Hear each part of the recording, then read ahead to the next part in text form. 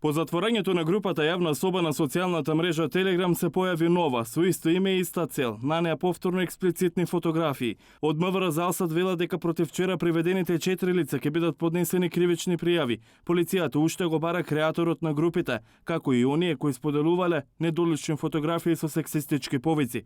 Во меѓувреме од првата детска амбасада Мегеше вела дека годинава кај нив никој не пријавил злоупотреба на деца, како онаа во јавна соба, но ги советуваат родителите. Секои бурни реакции на нивните деца, неочекувани промени, па дури повлекување од социјалниот живот или мрежите, може да бидат знак дека детето било злоупотребено.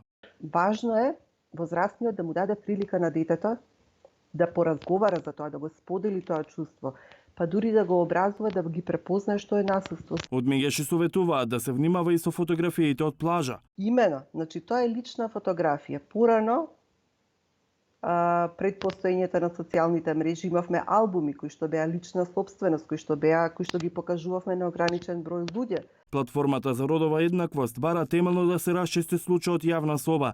Тие за среда најавија протестен марш за поддршка на жртвите од случајот, а патеката ќе биде од МВР до обвинителството.